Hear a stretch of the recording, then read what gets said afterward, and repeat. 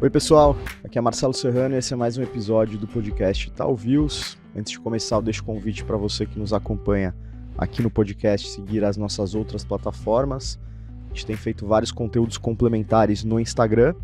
Todos os relatórios aqui do Research da área macro ficam disponíveis no canal do Itaú Views no Telegram. E você pode acompanhar a edição desse podcast em vídeo também no YouTube, então fiquem ligados aí nessas plataformas. Hoje a gente faz a segunda parte da nossa cobertura da conferência de commodities do Itaú BBA. A ideia hoje aqui é falar um pouco mais sobre o que aconteceu no primeiro dia que cobriu os segmentos de agribusiness, alimentos e bebidas, e a gente vai comentar um pouco perspectivas para as companhias desses setores, falar um pouco como o cenário macro impacta esses segmentos. A gente vai tentar mapear também aonde estão, de repente, as melhores oportunidades entre as companhias listadas em bolsa desses segmentos. E para ajudar a gente com esses temas aqui, a gente conta hoje com as participações do Gustavo Troiano, que é analista de agribusiness, alimentos e bebidas aqui no Research do Itaú BBA, e do Antônio Barreto, que é Head de Análise de Ações Brasil da Verde Asset. Barreto, Troiano, tudo bem? Bem-vindos. Tudo ótimo, obrigado. Obrigado pelo convite, é um prazer estar aqui com vocês. Tudo ótimo aqui também. Obrigado pelo convite, Marcelo. Boa. Uma alegria aqui receber vocês, pessoal, para a gente fazer esse fechamento do que foi a Commodities Conference. E para começar, Troiano, acho que vale a gente entender quais que foram os principais temas discutidos a respeito desses segmentos e também o que pintou como principais dúvidas dos investidores a respeito dessas companhias. Olha, Marcelo, do nosso segmento aqui de agronegócio, vou separar duas principais discussões sobre grãos e sobre açúcar etanol. E tem uma de alimentos, de proteínas, que também está correlacionada com essa primeira de grãos que a gente vai discutir. Então, se for pegar o todo, esses três macro temas, né, de grãos, proteínas e açúcar etanol, foram as principais discussões da conferência, sem dúvida. Começando de grãos, a gente contou com a presença da SLC, né, produtora rural, né, tem basicamente soja, algodão e milho. E acho que a mensagem aqui é um pouco mais conservadora para preços de commodities aqui nas próximas safras, né? Então, no limite, né, todas as conversas que a gente teve, tanto com a empresa como com os investidores que atenderam a conferência, foram mais no sentido de que as safras mais robustas que a gente espera para esse ano e para o próximo ano façam com que os preços continuem no patamar mais baixo. Isso naturalmente acaba atrapalhando um pouco a rentabilidade do produtor rural, então no caso, né, de uma SLC. E a contrapartida disso é que, como a empresa é supercapitalizada hoje, você ainda tem os benefícios para a SLC, no caso, de continuar com a estratégia deles de expansão de terra e fazendo os arrendamentos que eles já têm feito, né? Acho que essa foi a primeira discussão, que vai levar para a segunda de proteínas, né? No caso de frango, principalmente, foi a principal discussão que a gente teve com os investidores aqui nos corredores da conferência e nos painéis, sobre o benefício que a queda nos preços dos grãos trazem para a rentabilidade do produtor. Então, positivo para a JBS e para uma BRF, que também participaram da nossa conferência. E, por fim, no açúcar etanol, a grande discussão foi sobre as queimadas. Acho que as queimadas recentes no interior de São Paulo e todos os seus impactos para preço de açúcar, que chegamos na conclusão de que preço de açúcar deve continuar subindo aí, né, nas próximas semanas, pelo menos a expectativa da grande maioria das pessoas que atenderam a conferência. Legal, e fazendo essa primeira rodada com você também, Barreto, você chegou nessa conferência querendo tirar quais dúvidas, assim, quais pontos chamaram mais atenção, e aí não só restrito ao primeiro dia, mas dentro do universo total de commodities aí. Eu diria que quando a gente olha o ambiente global hoje, eu não vou falar muito de macro aqui não, mas vou me ater à segunda parte, que é que tem mais contato com a indústria de alimentos e a parte do agronegócio também. Acho que a gente enxerga dois temas bastante importantes aí, que eu acho que vão fazer boa parte da discussão do setor. Eu acho que foi isso que eu tentei explorar um pouco aqui com as empresas, e eu acho que a gente confirmou mais hipóteses do que qualquer outra coisa. Eu acho que um dos temas a gente está indo para um ambiente de desaceleração global, né? Então, a gente pode falar um pouco disso daqui a pouco, mas a gente tem uma desaceleração na China e uma desaceleração nos outros países também. Quando você alinha isso a grandes safras, é um pouco do ambiente que o Gustavo mencionou, que a gente tem estoques muito grandes no mundo e preços deprimidos globalmente. Além disso, quando a gente olha para a proteína, isso favorece a proteína mais barata, que é o frango, que também tem um impulsionamento de demanda. Então esse é o contexto global que eu estou vendo hoje. Quando a gente olha no contexto do Brasil, toda vez que a gente fala de Brasil, a frase de volta ao passado, ela sempre é apropriada. E o Brasil parece que a gente está sempre voltando ao passado. Eu acho que esse vai ser um tema muito importante nos próximos 10 anos, e me parece que as reuniões com as empresas confirmam isso também. Qual que eu acho que é esse tema? Eu acho que é o gargalo logístico, que voltou forte, voltou para ficar. Isso implica em descontos muito grandes. Um preço de Chicago, de soja e milho, que já estão baixos no contexto global, que o Gustavo mencionou e eu ressalto aqui também, de demanda mais fraca, safras grandes, ele é potencializado, ele é exacerbado por um desconto de fretes muito grandes. Eu acho que esse desconto veio para ficar, eu não vejo nada que vá mudar isso nos próximos 10 anos. E eu acho que isso tem implicações para a cadeia inteira do agronegócio. Acho que desde das empresas que plantam e colhem, né, como é o caso do SLC, a gente vai conviver com descontos maiores de frete daqui para frente. Então a gente vai ficar dependendo muito da oferta e demanda e do cenário global de demanda para ver se os preços de Chicago reagem de alguma forma. E do ponto de vista das empresas de proteína, a gente vê um setup muito bom ainda para o frango, né? Então a grande dúvida aqui é quanto tempo esse ciclo melhora. Mas eu acho que tem um contexto estrutural aqui, aí cada empresa tem a sua particularidade, né? A JBS é uma empresa que sempre foi reconhecida operacionalmente muito bem, a BRF que fez um pouco de dever de casa no aspecto micro aqui, mas eu acho que tem um aspecto aqui que é, na minha visão, estrutural, que é o de volta ao passado do Brasil, com frete muito difícil, o grão sobra de graça aqui no Brasil. De graça, obviamente, estou sendo hiperbólico aqui, mas isso dá uma competitividade muito grande para as empresas brasileiras. Foi assim que elas viraram mamutes globais. Eu acho que esse ambiente voltou e voltou para ficar nos próximos 10 anos. Acho que esse é o contexto que a gente olha aqui, conversando com as empresas na conferência, com as empresas de proteína, que eu tive a oportunidade de ter algum contato, conversando com as empresas que estiveram aqui, eu tenho a impressão que essa hipótese eu acho que está se confirmando. A gente está vendo exatamente isso. Um contexto muito bom para as empresas de frango, um contexto muito bom de custo para quem faz proteína aqui no Brasil, plataforma de exportação do Brasil muito competitiva, preços de grão deprimidos. Eu acho que esse é o background mais importante para o setor de agro e alimentos, e eu acho que está se confirmando aqui com as reuniões que a gente teve. Legal, acho que vale repassar um pouco esses pontos, esse contexto macro aqui que o Barreto colocou, Gustavo. Em que intensidade esse movimento ajuda o produtor de proteína e prejudica o fazendeiro, o produtor de grãos? Como é que você está vendo essa balança e se reafirma essa projeção? Você agregaria algum outro ponto? Se for pegar o principal componente de custo hoje das empresas de proteína de frango, grãos, né? A composição da ração é basicamente soja e milho.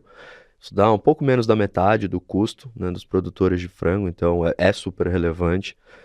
A gente passou por um momento inflacionário de grãos muito grande nos últimos anos, né, desde os conflitos geopolíticos que a gente viu, um pouco de Covid também, a gente veio de patamares muito altos de custo para patamares mais baixos agora. E esse cenário de manutenção de preços deprimidos de grãos é o cenário perfeito para você operar a proteína animal, né, de ave no caso. E suínos também, né? Mas acho que aves é um pouco mais exposto até do que suínos nesse cenário. Então, quando a gente pega esse contexto todo, né, de preços deprimidos de grãos e pega a relevância que eles têm na composição de custo dessas empresas, no limite você tem uma grande variável da equação de rentabilidade, que é o custo.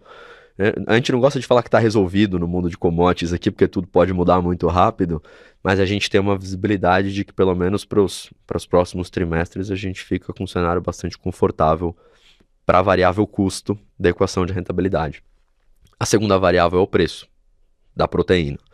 E aí quando a gente avalia o que está acontecendo com o cenário de oferta de frango, que no limite é o que vai definir os preços, né, de venda dessas empresas, e não só falar do custo, a gente está vendo um cenário de oferta restrita de frango globalmente, né? Então não só o custo ajuda, mas a gente está vendo as empresas do setor com alguma dificuldade para aumentar essa oferta e fazer com que os preços se ajustem e a rentabilidade naturalmente vá convergindo para um patamar mais normalizado, né? Então você teve alguns problemas de genética nos Estados Unidos também que dificultaram um pouco esse aumento de oferta de frango na velocidade que a gente está acostumado a ver nos ciclos passados, então esse ciclo está durando um pouco mais, né? Então eu acho que a grande conclusão aqui, né, para a rentabilidade, quando a gente olha para as duas variáveis, custo, né, e preço, o custo continua favorável e da variável de preço, que uma oferta maior faria com que os preços se ajustassem um pouco mais rápido para baixo, a gente não está vendo, né? Então, fazia muitos anos que a gente não via um cenário tão favorável. Você pega o nível de rentabilidade que essas empresas estão operando hoje, uma BRF, na parte de frango, exportação, a própria JBS, na Pilgrims, que é o business de frango nos Estados Unidos, e na própria Seara aqui no Brasil, são patamares super elevados, né? Acho que dos últimos 10 anos, talvez os maiores patamares aqui que a gente está vendo. Talvez parecido com o último high de ciclo que a gente viu lá em 2014, 15, ou nos picos da febre suína ali em 2019. Perfeito.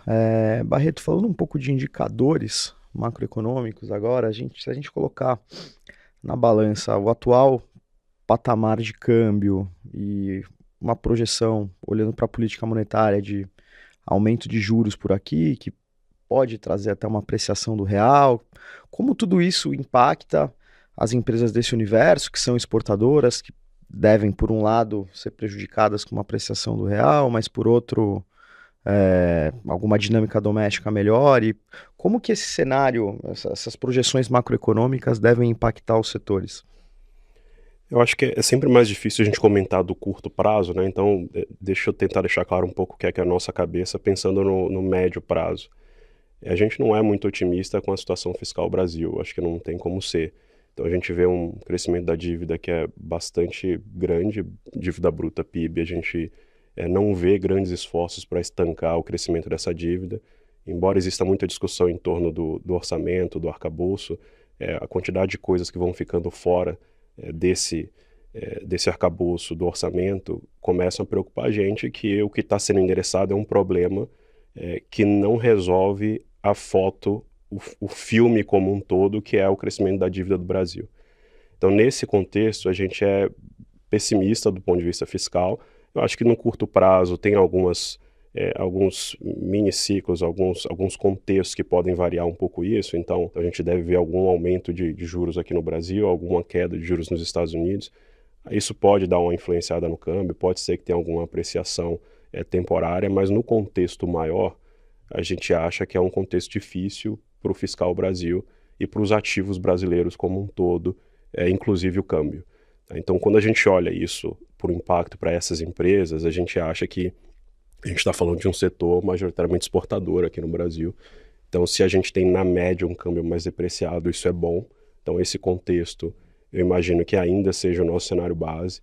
É um câmbio mais depreciado, esse é 5,50, 5,30, 5,70. Não vou dar um call de câmbio aqui, acho que vai ter muita oscilação, mas é um contexto de um câmbio mais depreciado, que eu acho que ajuda essas empresas. É o que a gente olha também, do ponto de vista das escolhas do governo. A gente acha que a gente está vendo o Brasil do PIBão, né? Ou seja, tem um crescimento muito forte, tem uma discussão muito grande em torno da sustentabilidade desse crescimento, mas, de novo, olhando para as empresas do setor, embora a gente tenha uma base de exportação bastante grande, né? Quando a gente fala de um SLC, por exemplo, quando a gente fala das empresas de açúcar, mas quando a gente vai para o mercado interno, esse crescimento muito forte da atividade econômica também ajuda, né? Então ajuda uma BRF na parte dos processados, ajuda a JBS também nesse mesmo mercado. Quando a gente olha o crescimento da demanda de etanol, né? A gente tem tido um crescimento de demanda de combustíveis que voltou a acelerar depois de muito tempo. Obviamente, a gente acha que tem muito a ver com a questão da atividade econômica. Isso acaba ajudando um pouco na parte do etanol, nas empresas de açúcar e etanol, as empresas de distribuição de combustível, né? Que aí a gente vai argumentar, cada um ali pode estar perdendo um pouco ou estabilizando um pouco o market share, mas o contexto do mercado é um contexto bom. A gente está vendo boas margens na distribuição de combustível, bons volumes. Eu acho que isso é favorecido pelo esse componente macroeconômico, que é o Brasil jogando com o fiscal mais solto, com mais estímulo fiscal, a atividade está respondendo, mas tudo isso baseado num crescimento de dívida que a gente tem que discutir sempre o quão sustentável que é. Que na nossa cabeça é um modelo de crescimento que pode ter algum prazo de validade, né? Então essa é a dicotomia que a gente tenta pensar para fazer os investimentos, mas a gente não pode negar que o contexto para o curto prazo está muito bom. Perfeito. O Barreto comentou demanda para etanol. Troiano, acho que dentro dos macro temas que você falou lá no começo, esse a gente ainda não passou, então queria te perguntar como que, enfim, o cenário das queimadas tem impactado esses negócios de açúcar e álcool e qual que é o panorama para o setor. Perfeito, acho que essa era uma discussão que a gente esperava ter um pouco mais de esclarecimento aqui ao longo da conferência, e de fato a gente teve. É um tema que ainda está em aberto, né? O tamanho do impacto das queimadas. Acho que, né, cada dia que a gente vê notícia do setor, a quantidade de hectares impactados muda um pouco, aumenta um pouco, né, dependendo da fonte. E a gente está tentando quantificar um pouco melhor isso, mas acho que a grande conclusão que a gente chega depois de tudo isso é que você tem uma oferta de etanol maximizada por causa das queimadas e uma redução da oferta de açúcar. Isso por conta de um componente mais técnico aqui, de que quando você tem a cana queimada no limite, a capacidade de você cristalizar aquela cana e fazer o açúcar é reduzida. E aí você naturalmente tem que jogar nessa produção mais pro etanol, o que fez com que os preços de etanol caíssem desde as queimadas e os de açúcar subirem, né? Então acho que a gente está vendo a continuidade dessa dinâmica, a gente tá tentando entender um pouco melhor agora o que está acontecendo na ponta, né, com a quantidade de hectares queimados, mas pelo que a gente falou com as companhias, São Martinho, Adecoagro, a própria Raízen também, a gente sai com a impressão de que, né, o Brasil ainda está sentindo os efeitos, né, dessa transição de açúcar para etanol da cana queimada, né? Então, o call que vai ser baseado, né, nessas variáveis todas no limite é um call altista de preço para açúcar e um call um pouco mais baixista de preço para etanol.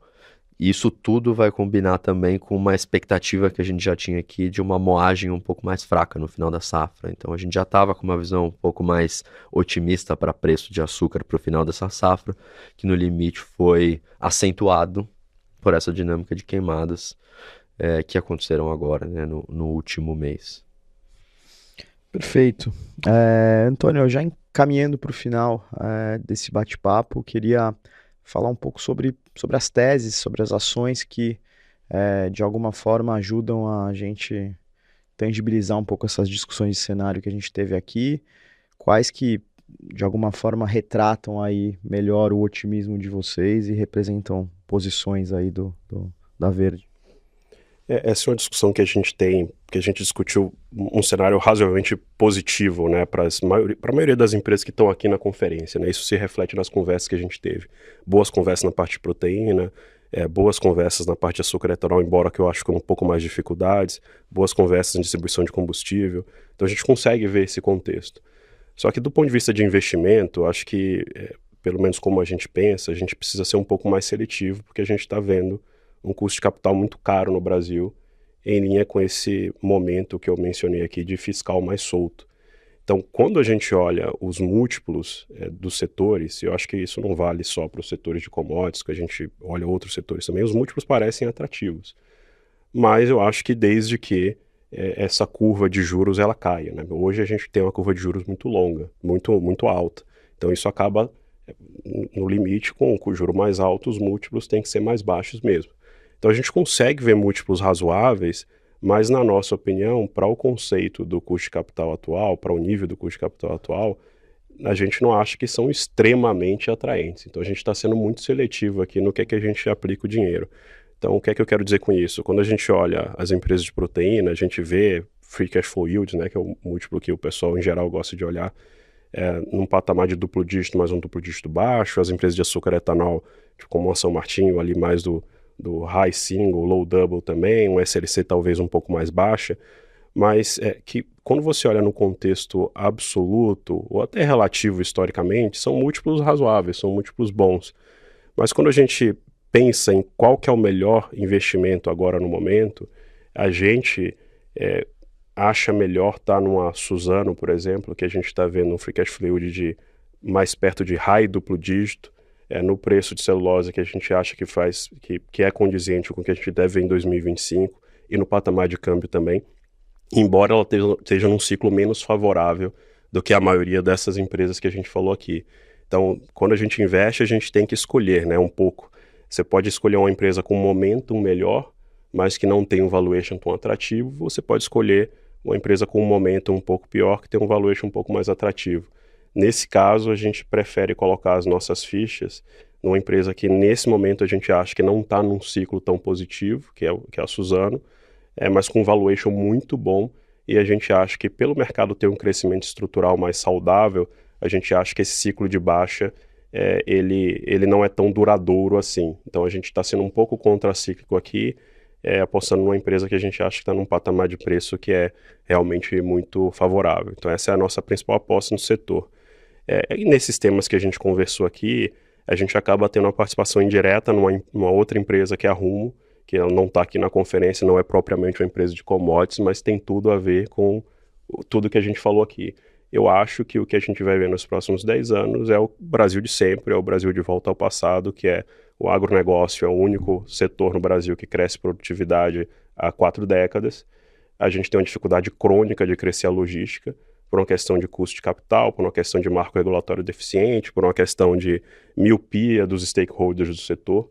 Então eu acho que a logística sair no Brasil é sempre mais difícil e por essa falta de cuidado, por essa falta de planejamento no histórico, acho que a gente vai ter 10 anos de muita dificuldade para exportar grãos de novo, como a gente viu na maior parte do tempo, até a pavimentação da BR-63, a criação do Arco Norte. Então esse é um tema que a gente gosta, dos gargalos logísticos, e vai ter oscilação no curto prazo, né? Então, aí as tradings vão reclamar porque a logística está muito cara, então vai ter alguma oscilação no curto prazo, mas é um tema que a gente gosta de estar exposto. Eu diria hoje num montante até um pouco menor, porque a gente vê muita oscilação, muito risco para essa safra, né? A safra está atrasada, está muito seco, e a gente acha que pode normalizar aí ao longo de outubro. Mas tem bastante risco, a gente leva em consideração isso nos nossos investimentos, mas são 2 temas, são 2 apostas que a gente tem hoje que tem bastante a ver com a conferência de commodities aqui, a Suzano, que é uma aposta um pouco maior, um pouco mais contracíclica, e a Rumo um pouco menor, gerenciando o risco de safra, mas num tema que a gente acha que veio para ficar. E fechando essa rodada, Troiano, dentro do teu universo de cobertura, quais seriam as top picks aí? A gente tem uma top pick de alimentos e bebidas, que seria a JBS. No caso de agronegócio, a gente gosta bastante da SLC.